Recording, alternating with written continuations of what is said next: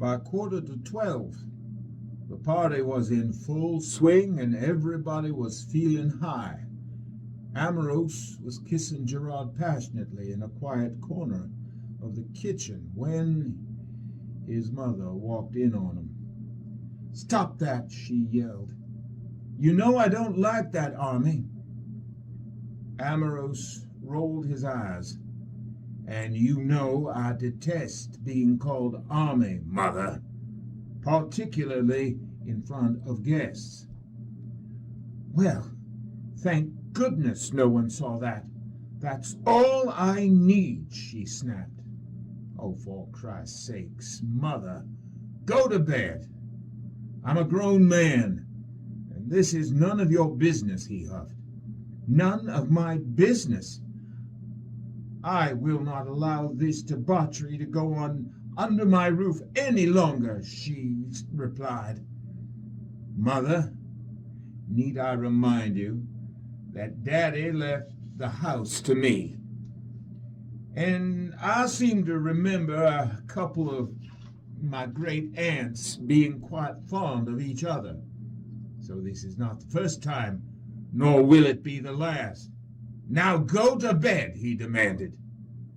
She looked at him as if he were insane. "I haven't the vaguest notion of what you're talking about.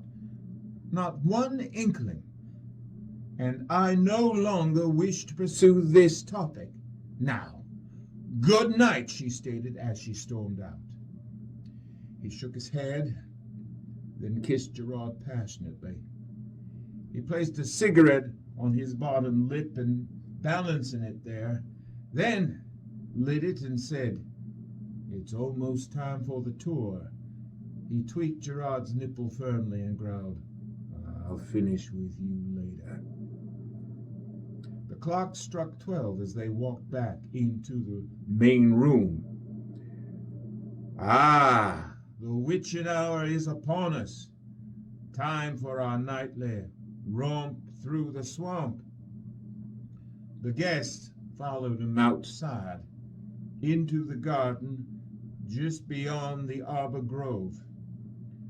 Shards of moonlight came down, streaming through the trees onto the croquet court. The meticulously manicured landscape looked like a beautiful painting. Cool night air settled in, causing the warm ground to steam. Ghostly figures dressed in luminescent Victorian garb held court over the glowing implements, a magnificent sight.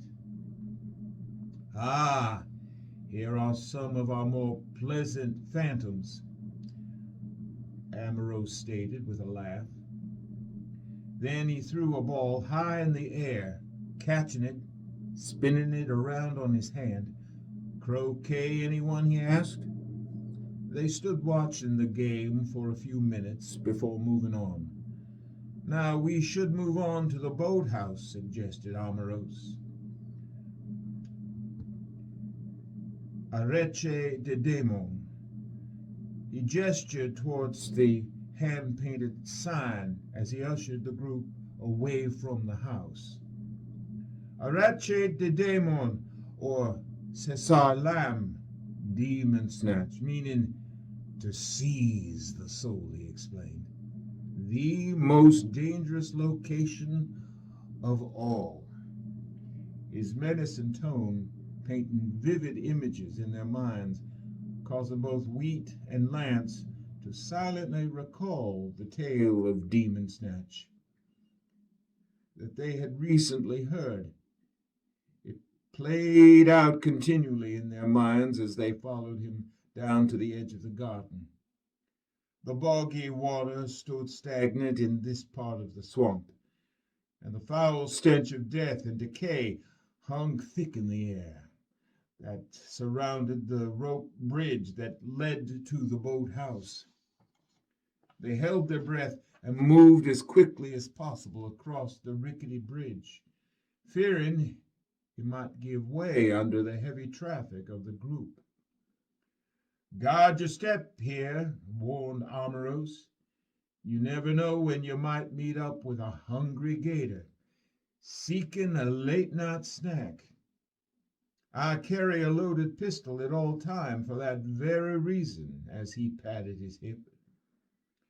Just beyond the bog, they approached the back of the boathouse.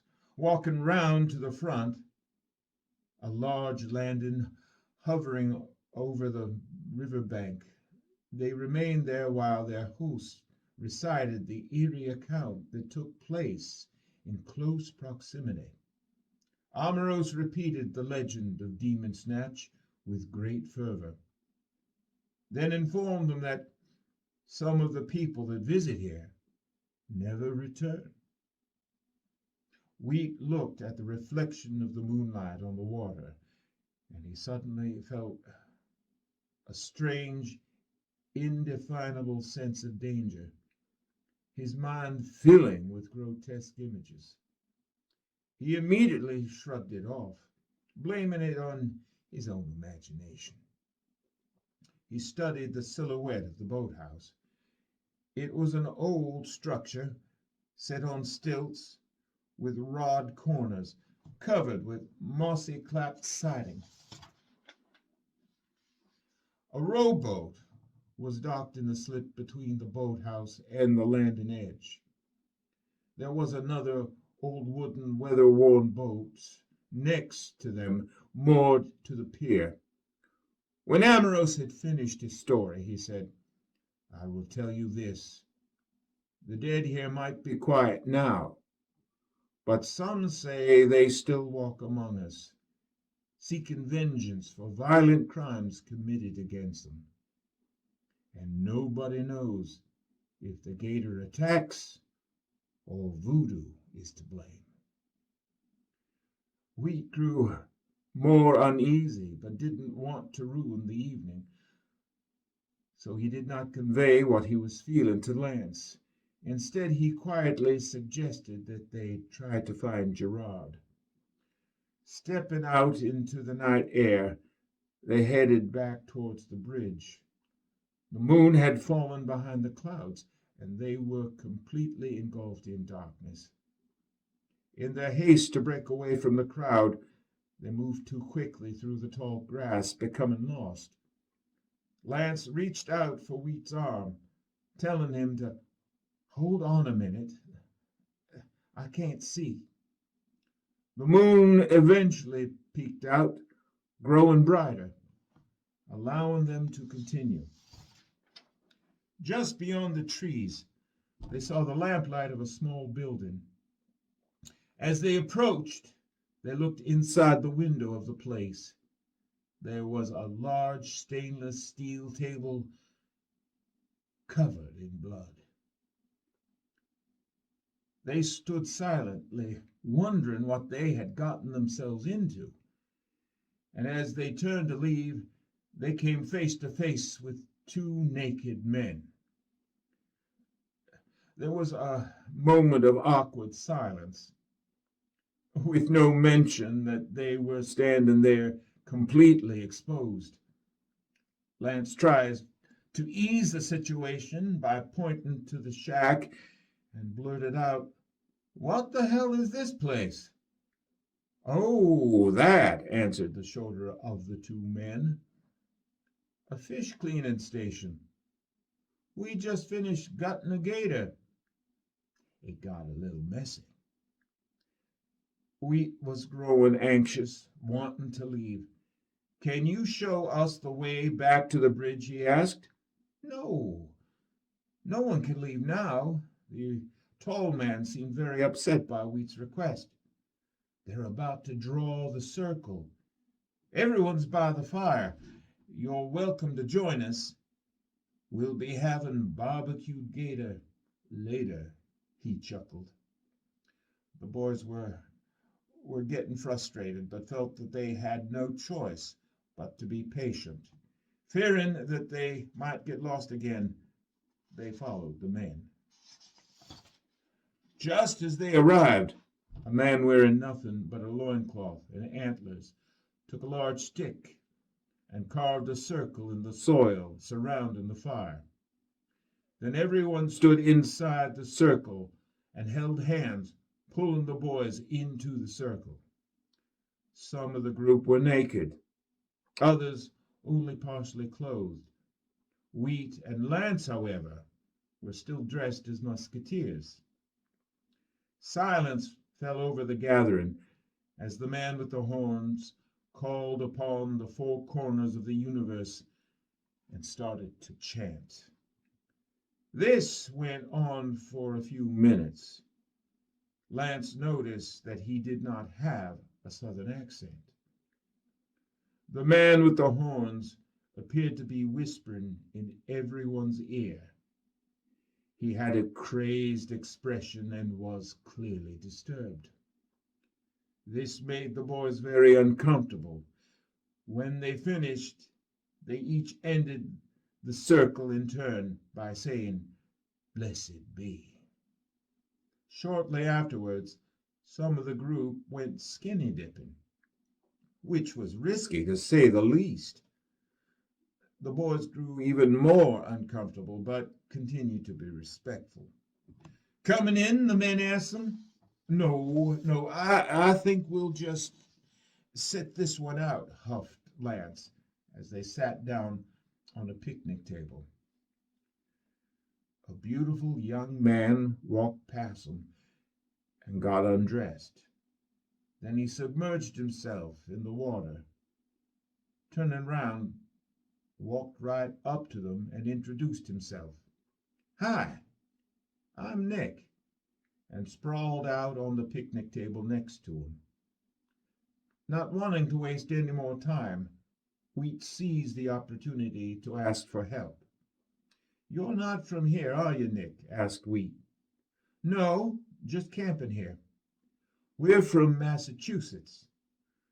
"Well, would you please show us the way back to the boathouse at Doleon?" "Now?"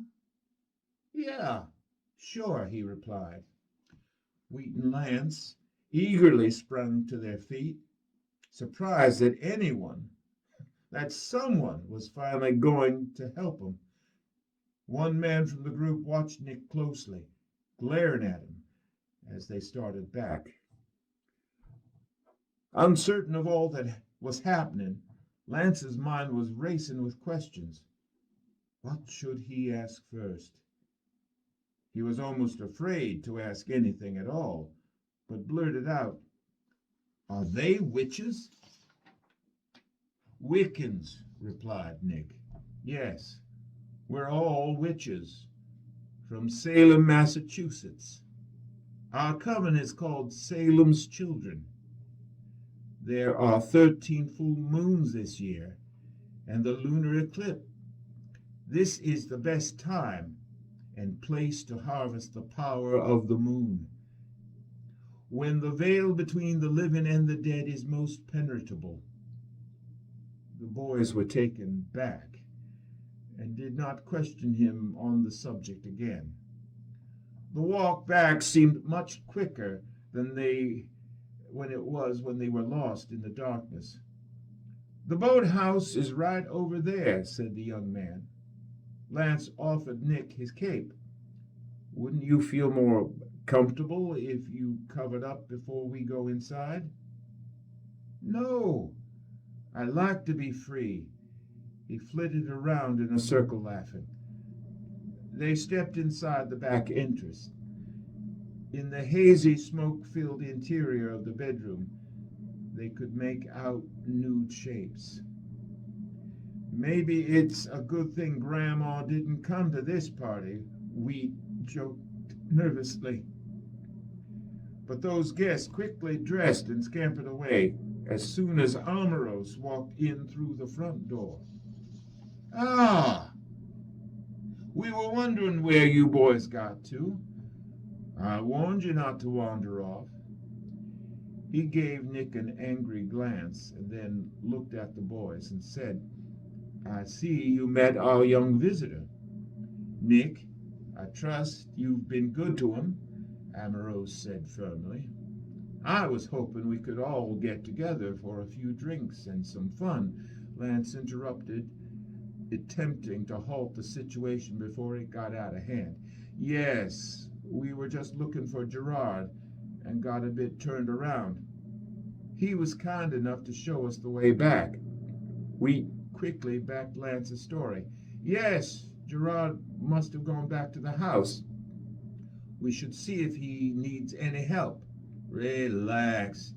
I'm sure he's fine, insisted Amaros. Probably just cleaning up, as usual. Now, how about that drink? No, thank you, said Lance. We should be getting going. We got a long drive ahead of us tomorrow.